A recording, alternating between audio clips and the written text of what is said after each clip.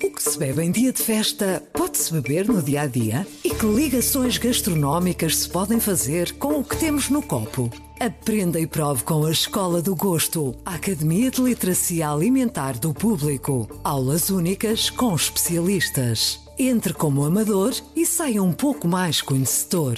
Não perca a próxima aula, a 18 de novembro, no Porto. Os lugares são limitados. Inscreva-se já em público.pt. Este é o Poder Público, a semana em debate pela secção de Política do Público. Leonardo Botelho. Liliana Borges. Marta Moitinho Oliveira. E eu sou Helena Pereira. Boa tarde e bem-vindo ao Poder Público, que regressa agora depois de um intervalo para as férias. Estamos a gravar durante a tarde de quinta-feira, dia 8 de setembro, numa altura marcada pela divulgação do pacote de medidas do Governo para ajudar as famílias a fazer face à inflação e ao aumento dos preços. Mas vamos ainda comentar a visita de Marcelo Rebelo de Sousa ao Brasil e a demissão da Ministra da Saúde, Marta Temido, na semana passada e que ainda não foi substituída. Proponho começarmos pelo pacote anti-inflação e por ti, Leonete. Como é que viste as medidas anunciadas? São suficientes? São um logro, como diz o PSD? Vieram atrasadas?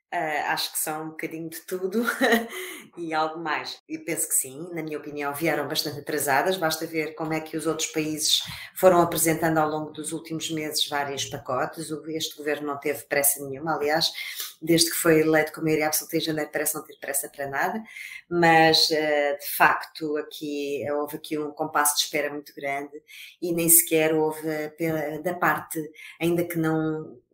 medidas, podia ter havido da parte do governo medidas auto-infligidas à administração pública e ao próprio governo como simbolismo daquilo que é preciso fazer. Não houve nada disso, não houve absolutamente nada, e quando são apresentadas estas medidas, de facto percebe-se, são quase fogo de artifício, porque de facto vão ser distribuídos cheques, o que é uma novidade em Portugal neste sentido de colocar dinheiro no bolso das pessoas desta forma, mas de facto isto é fogo de artifício porque se extingue logo a seguir, e sobretudo no caso dos pensionistas penso que é bastante complexa a situação que foi criada com uma medida que supostamente seria boa, que era da antecipação para fazer face às questões da tesouraria das famílias de uma parte do aumento, mas depressa se percebeu o que é que estava em causa, e o que estava em causa é juntar o útil ao desagradável, que é de facto poupar, fazer aquele ajuste na segurança social de que se fala há muito tempo. E aquilo que acontece aqui é de facto que há uma redução na fórmula de cálculo, há uma redução de 1.000 milhões de euros no cálculo daqui para a frente da segurança social, portanto há um corte de facto na segurança social, num momento em que, aliás, a segurança social registou um dos maiores excedentes de sempre. Segundo as contas de julho da própria Segurança Social, houve um excedente de 1.848 milhões de euros em julho, o que compara com um déficit de 445 milhões de euros um ano antes. Portanto, são contas do próprio governo e de execução orçamental. Portanto, de facto, há aqui um momento em que como diziam ontem no Parlamento o Bloco de Esquerda, há aqui uma situação muito confortável do ponto de vista da economia, embora obviamente estamos a entrar numa recessão clara, isso não há dúvida nenhuma, mas o que acontece é, aos pensionistas não é dado nada, senão uma antecipação que depois vai ter efeitos prejudiciais muito graves e, portanto, de facto, essa questão, parece-me que todos têm razão, há de facto um corte e há de facto também uma medida, digamos, de remendo para outubro, mas que vai ter efeitos graves, não é? Pegando nas pensões, nisso que tu dizes, Liliana, já se percebeu que há aqui uma vontade do Governo em mudar no futuro a fórmula de cálculo das pensões. Luís Montenegro, em entrevista esta quinta-feira ao Público, diz estar disponível para dialogar com o Governo uma reforma da Segurança Social, mas isto será pacífico dentro do Governo e dentro do PS? Bom, eu diria que pelas primeiras reações que fomos tendo depois de ter sido conhecida essa intenção, mostra que não será totalmente pacífico. É curioso que o chamado pai da lei das pensões, o ex-ministro do Trabalho e da Segurança Social, José António Vieira da Silva, disse em declarações Tiveste a ao público... oportunidade de entrevistar ontem Exatamente, dizia em declarações ao público que concordava com esta mudança e que a lei já estava datada e, portanto, carecia de uma atualização, dizendo que também que todas estas situações que temos, infelizmente, vindo a experienciar num período muito condensado, não é? A questão da pandemia e da guerra, nos empurraram para esta necessidade de nos adaptar às regras da fórmula, mas, independentemente disso, ele defende que a fórmula precisa de ser atualizada. Dito isto, estamos a falar ainda de um cenário completamente desconhecido, não sabemos quais é que são as verdadeiras intenções do governo. António Costa também ainda não levantou o véu. Vieira da Silva diz, Vieira da Silva pai, não Mariana Vieira da Silva, Vieira da Silva diz até que isso é um sinal... É um bom sinal no sentido de que há do lado do governo uma preocupação em fazer as coisas com calma e não se precipitar para o desenho de uma nova fórmula neste período mais quente. Também terá tempo para isso, não é? Ainda agora a legislatura arrancou, mas temos vindo, como eu dizia, a perceber que tem existido, existe dentro do partido algum ceticismo em relação à eficácia do pacote, à forma como o pacote está a ser recebido e às consequências do pacote a médio prazo, para não dizer a longo prazo. É o caso do membro da Comissão Política Nacional, do José Abrão, que criticou as medidas, disse que eram insuficientes e dizia que estas alterações iriam, de facto, reduzir as pensões. Também a Alexandra Leitão não ficou muito impressionada e eu acrescentaria até que este pacote de medidas, não só apenas em relação à questão das pensões, mas também à forma como ele foi apresentado, um pacote dirigido para as famílias, toda a nomenclatura também escolhida à volta deste pacote, parece-me deixar de parte... Parece-me que o PS e o Governo está muito concentrado numa parte daquele seu eleitorado mais tradicional, que são os pensionistas, e pode ter causado aqui algumas fricções por outra parte da população que, não tendo expectativas em relação a nada, ou seja, não se esperava propriamente nada, acabou por ficar desiludida com o pacote em geral. Portanto, às tantas seriam daqueles casos em que, se o Governo não fizesse nada, teria saído melhor da fotografia do que ao ter enverdado por todas estas medidas que acabam por não ser tão populares quanto Costa esperaria. Não sei se este cenário, se esta percepção irá mudar quando em outubro o dinheiro de facto cair na conta das pessoas e que falo das pensões e falo dos 125 euros que serão pagos a quem recebe menos de 2.700 euros. Talvez aí a percepção mude um bocadinho, mas pelo que tenho visto e com o volume de críticas que têm sido sentidas, não parece que vá ser uma discussão pacífica. Vamos ver realmente essas medidas mais em pormenor. É um apoio como tu dizias, de 125 euros para pessoas que ganham até 2.700 euros brutos por mês. É um apoio universal, esse é universal, de 50 euros por cada filho. Há um bónus das pensões que é de metade da pensão para pensionistas até quase 5.000 euros. Há aqui uma série de critérios diferentes na escolha do universo das pessoas a serem beneficiadas. Marta, isto é justo? Como é que viste estas diferenças todas? Uma pessoa já se perde, tem que ir ver onde é que se encaixa em cada um dos casos. Sim, o pacote de medidas parece-me assim um pouco complexo desse ponto de vista, porque para uns casos utiliza-se um critério, para outros outro, e de facto não se percebe assim uma lógica nisto, ainda para mais. Nos dias anteriores a nós conhecermos o pacote, muitos economistas defendiam a necessidade do pacote ser simples e que se calhar era mais fácil dar diretamente dinheiro às pessoas e ponto. E há uma outra medida em que isso acontece, mas há outras em que isso não acontece. Depois, olhando individualmente para algumas delas, e nomeadamente para esses exemplos que tu deste, de facto há duas em que não parece serem justas as soluções que foram encontradas, nomeadamente o dinheiro para os filhos. Não faz sentido uma pessoa que tem um salário que ganha o salário mínimo receber 50 euros por filho e um CEO de uma empresa que recebe 5.000 euros receber 50 euros pelo filho, que não lhe vai fazer diferença nenhuma, como é lógico. E portanto, dava mais jeito que esse dinheiro fosse canalizado para quem realmente precisa. Depois, no caso das pensões, o que acontece nas pensões é apenas uma antecipação de tesouraria, não há um extra. Quando chegarmos ao final de 2023, o pensionista recebeu exatamente o mesmo que ele previa que ele tivesse recebido.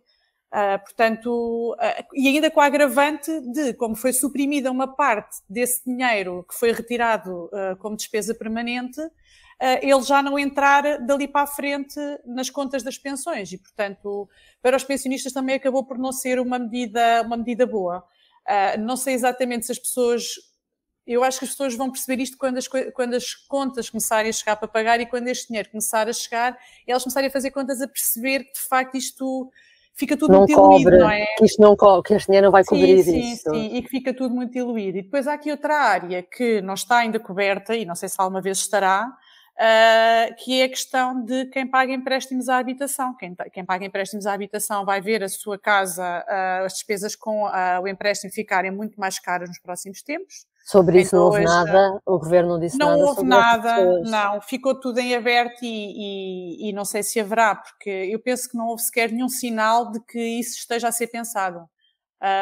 Portanto, isso é realmente muito importante, porque nós sabemos que representa uma fatia muito grande dos orçamentos das famílias e que Portugal é um país de proprietários, portanto,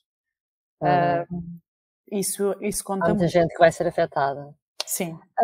Cruzando agora rapidamente o Atlântico, Leonete, vamos ao Brasil. Gostava de falar aqui da forma como Marcelo Rebelo de Sousa foi usado, achas que eu poderia dizer usado por Bolsonaro, naquela imagem em que o presidente brasileiro e candidato presidencial cola o presidente português a uma bandeira do Brasil, onde, em vez de estar ordem e progresso, se lê Brasil sem aborto, Brasil sem drogas. Marcelo foi apanhado e isto era previsível?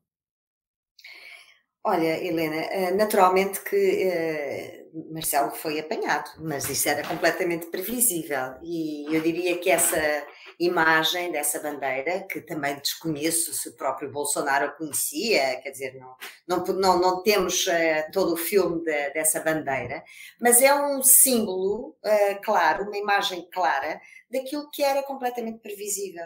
E Marcelo Rebelo de Sousa já conhece a Jair Bolsonaro o suficiente para se poder ter precavido de ser usado a sua imagem, o seu boneco e no limite, obviamente, a representação de Portugal para um momento de campanha eleitoral como aquela que foi.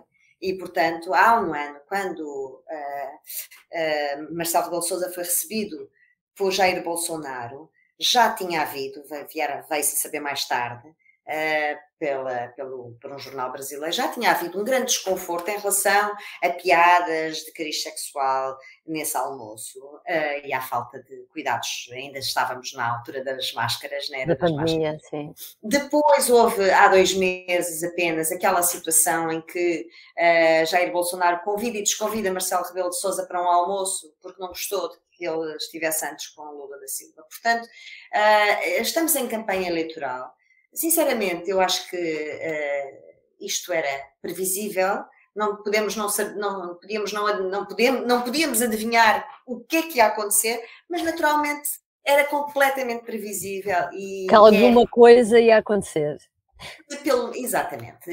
Aliás, mesmo não sabíamos nós ontem que aquele discurso que foi feito por Jair Bolsonaro não foi já na presença de Marcelo Rebelo de Sousa e dos outros chefes de Estado e representantes de chefes de Estado, mas quer dizer, toda a situação era previsível.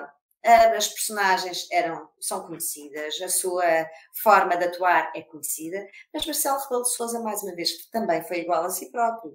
E, portanto, não se pode queixar senão de si próprio. E, portanto, agora é pena porque era escusado. Nós estávamos, ele que está sempre com tantos cuidados com as campanhas eleitorais e a não intervenção, o que é que aqui pesava mais?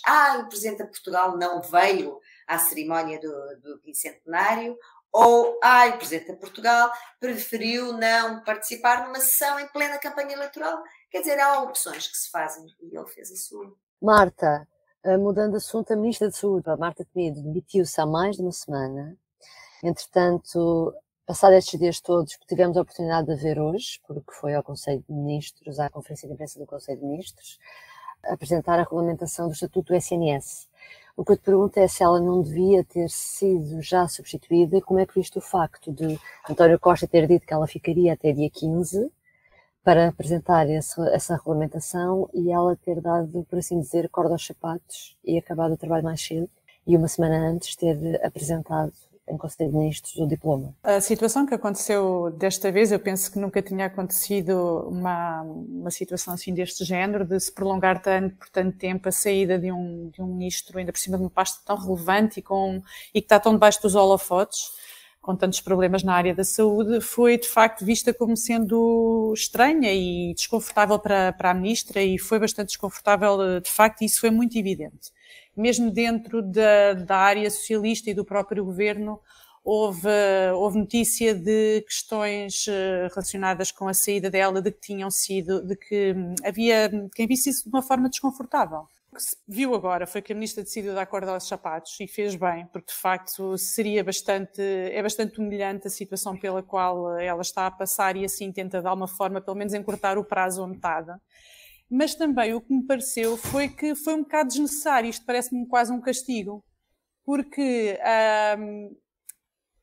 o que Costa invocou era que a ministra tinha que ficar até ser aprovado o Estatuto do SNS. E o que eu vi agora na conferência de imprensa que acabou de acontecer, e portanto pode-me estar aqui a falhar qualquer coisa, foi que ela só falou de como é que ia ser escolhida a pessoa que vai dirigir, que vai ser o CEO, ter a figura de CEO do SNS. Ou seja, não foi para escolher um nome, que já seria muito estranho, uma ministra de saída escolher um nome para um ministro que vai entrar, um ministro ou uma ministra que vai entrar. Mas quer dizer, também prolongar a saída de uma ministra durante uma semana, para ela depois dizer, não, isto é por resolução de Conselho de Ministros, não sei se é resolução de Conselho de Ministros, mas é uma coisa assim deste género. O procedimento da escolha dessa pessoa, quer dizer, não havia propriamente uma necessidade, não me pareceu que houvesse uma informação relevante sobre o Estatuto do SNS que ela tivesse dado agora que justificasse prolongar o mandato dela à frente do Ministério. E, portanto, foi uma situação muito desconfortável para Marta Temido. Ela sai numa situação muito difícil e acho que deve ter pensado que devia ter saído, não devia ter integrado este governo, e eu continuo sem saber quais foram as condições que a levaram a sair desta vez, porque ela não respondeu a isso diretamente. Quase que também não a deixaram falar nesta conferência de imprensa. Também é verdade. Bom. Já falamos sobre isso. Exatamente. Já falamos desta parte. Exatamente. Liliana, António Costa, recuando um bocadinho àquele momento realmente em que a ministra apresentou demissão e depois que António Costa vai falar nos jardins do Palácio de São Bento a explicar aos jornalistas o que é que tinha acontecido.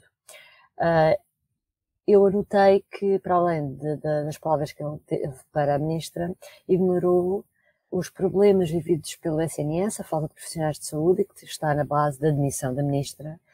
E, portanto, o que te pergunto é como é que viste este silêncio, porque ele, no fundo, passou ao lado daquilo que é o problema de fundo. Vou pegar naquilo que disseste, para sublinhar que o Primeiro-Ministro escolheu um sítio, ele escolheu, falou em São Bento, mas escolheu justamente os Jardins. Porquê é que eu destaco ele ter escolhido os Jardins? Porque eu acho que esse silêncio em relação à falta de médicos e de enfermeiros é propositado. A escolha dos Jardins e não daquele lado mais institucional com a fachada do Palácio também acho que houve uma certa preocupação em tranquilizar o país e António Costa ter passar um bocadinho despercebido que de repente estamos sem Ministra da Saúde.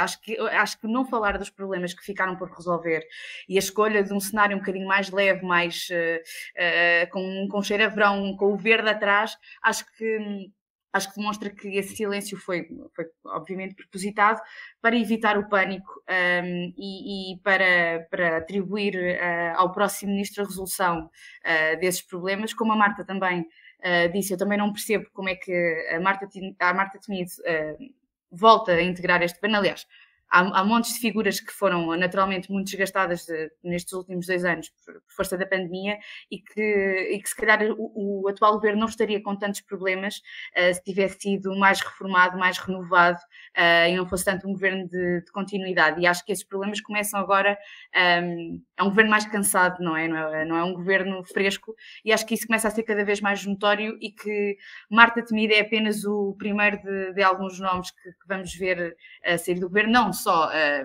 dos que já vinham de trás, mas acho que vai ser um governo com muitas entradas e saídas. Sobre esse silêncio, mas achas que esta oportunidade da saída da Marta Temido pode fazer com que Costa mexa mais no governo? Eu acho que havia essa possibilidade, embora o Primeiro-Ministro já tenha afastado. Ele foi peremptório quando lhe perguntaram, ele foi muito claro na resposta que deu aos jornalistas e disse que isso não estava em cima da mesa, que não iria haver uma reformulação do governo, também porque eu acho que o próprio Primeiro-Ministro quer fazer as coisas segundo o tempo dele e não segundo a pressão mediática para... Creio que será um bocadinho por aí. Aliás, nós já concluímos que António Costa tem também alguma dificuldade em deixar cair ministros e acho que esta resistência a uma reforma já neste tempo também pode ser um bocadinho reflexo disso. Mas acho que se pensarmos um bocadinho, há algumas pastas que estão a ter mais dificuldade, alguns ministros que temos visto muito apagados e que não seria suposto estarem tão apagados nesta altura do campeonato, e poderá ser sinal de que vão existir algumas mudanças a curto e médio prazo.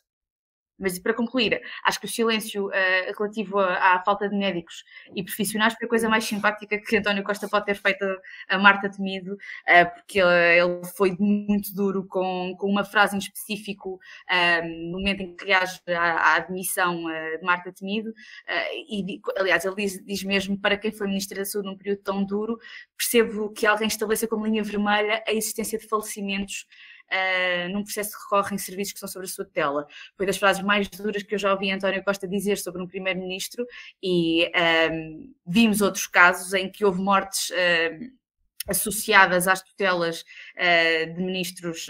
Não levaram admissões.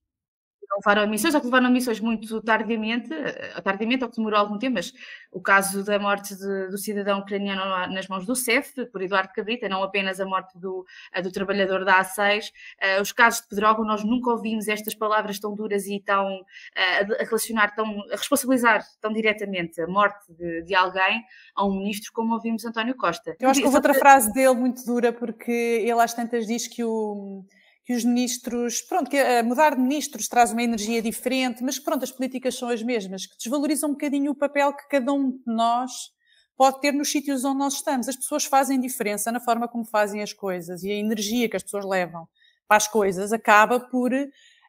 A política às vezes até pode ser a mesma, mas ela até parece diferente. Assim como ele tem uma energia diferente do anterior primeiro-ministro. Claro, tem uma energia... Até podem adotar a mesma medida, mas... Pode parecer, aliás, nós passámos este tempo todo a dizer que este governo implementou algumas medidas que se podem também chamar de austeridade, e ele nunca lhe chamou, porque ele implementa uma energia diferente a falar das coisas. É verdade. Isso foi bastante duro também para todos os ministros, porque eu se fosse ministra dele, pensava, ok, tá, não sei se quer então voltar. Não acho que as pessoas estão aqui a fazer a diferença, não é? Vou à letra do nosso... Muitas frases duras. Sabes o que é que eu digo? Habituem-se. Habituem-se, ele é assim. Os seus ministros. De silêncios, queria só destacar também o silêncio que houve na generalidade dos colegas de Marta Temido, com exceção do ramo de flores enviado por Ana Mendes Godinho para o Ministério da Saúde. Foi a Ana Mendes Godinho, olha, não sabia. Foi a Ana Mendes Godinho. Nós escrevemos, Helena. Foi o motorista da Ana Mendes Godinho que foi lá enviar um buquê de flores para ao Ministério da Saúde no próprio dia em que se soube da admissão. Sim. Portanto, tirando isso, houve aqui Marta Temido ficou um bocadinho isolada. E estamos a falar de uma ministra que há um ano exatamente estava no palco do Congresso do PS a receber das mãos de António Costa um cartão de militante, e quando foi a Coimbra, cabeça de lista, ela ainda não esclareceu também se continuará como deputada no Parlamento. Ela foi cabeça de lista em Coimbra, e durante a campanha o nome dela em Coimbra foi mais ouvido do que o nome do próprio Primeiro-Ministro. Portanto, ficou silêncio em várias formas, em vários momentos. Bom, para terminar, não em silêncio, mas com outro registro, vamos terminar com o público notório. Leonete, o que é que trazes hoje? De facto, aquilo que vocês têm estado a dizer, sobretudo sobre o governo e os membros do governo. Estamos aqui perante um governo claramente cansado, mas mais do que cansado, assiste-se já a uma competição muito flagrante entre os membros do governo, e alguns em especial, que começa a tornar cada vez mais notória. Estamos só com um governo de 4 meses, mas parece que estamos em fim de ciclo. A conferência de imprensa de 4 ministros na terça-feira de manhã com o Ministro das Finanças a liderar a apresentação do pacote das medidas anti-inflação. Foi muito engraçada, porque via-se perfeitamente a competição que já existe neste momento e que já transborda entre o Medina e o Pedro Nuno Santos, nomeadamente, porque o Pedro Nuno Santos, o Medina demorou 1 hora a dar a palavra a Pedro Nuno Santos, voltou a dar-lhe ao fim de 2 horas para uma curta intervenção, e no final, finalmente, porque o Pedro Nuno Santos já dava saltos na cadeira, deu-lhe a palavra para fazer, e o Pedro Nuno Santos acabou por fazer a intervenção política que faltava àquela conferência de imprensa para responder àquilo que a oposição já tinha dito na véspera, e o Medina sentiu necessidade de fechar a conferência de imprensa dizendo que estava ainda mais aborrecido que o Pedro Nuno Santos. Literalmente com estas palavras. Portanto, depois há aqui vários sinais que, como a saída de Marta Temido, que foi anunciada pela própria ao cair já de madrugada, não é? Portanto, sem dar tempo, pelos vistos, ao gabinete do Primeiro-Ministro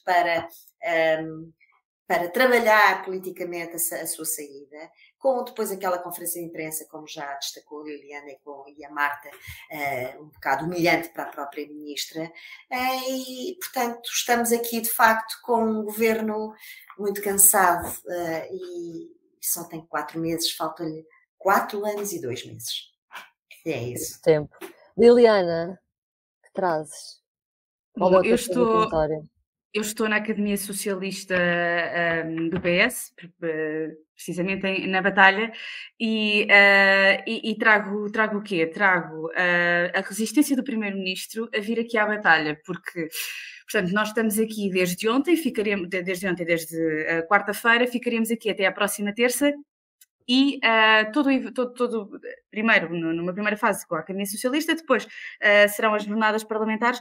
Todos os momentos acontecem na batalha, à exceção do comício onde estará presente António Costa, que no domingo faz questão de discursar em Leiria. Eu não sei se isto terá a ver com algum trauma que a batalha lhe deixou com o Congresso de 2018, em que Pedro Nuno Santos fez saber da sua ambição à liderança do partido e que obrigou António Costa a dizer que ainda não estava em idade de se reformar.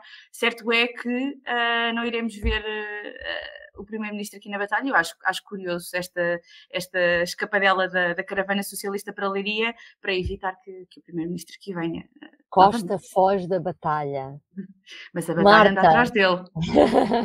Marta, e tu? Olha, eu vinha para aqui sem público e notório, mas a Ministra Vieira da Silva resolveu o problema. E então nós acabámos de ver a conferência de imprensa do Conselho de Ministros e descobri uma nova capacidade, potencialidade, um novo poder da super-ministra, que é super poderosa, que é o de vigiar o que os outros dizem. Porque quem esteja com alguma atenção ao que foi a conferência de imprensa consegue ver uma coreografia incrível e consegue ver a Mariana Vieira da Silva a vigiar palavra por palavra do que Marta Temido dizia na conferência de imprensa, que foi a última enquanto Ministra da Saúde. E pronto, era isso que eu queria destacar, porque é um fecho assim apoteótico para a Ministra da Saúde. Vivemos todos novos tempos, não é? Em várias dimensões. Bom, obrigada por nos ter acompanhado. Ficamos por aqui esta semana. Até breve. O público fica no ouvido. O que faz um bom azeite? Sabe como escolher? Venha descobrir e explorar este produto tão importante da nossa gastronomia na Escola do Gosto. Dia 25 de novembro no Porto, venha provar e aprender com Ana Carrilho, Edgardo Pacheco e o chefe André Cabrita. Os lugares são limitados. Inscreva-se já em público.pt.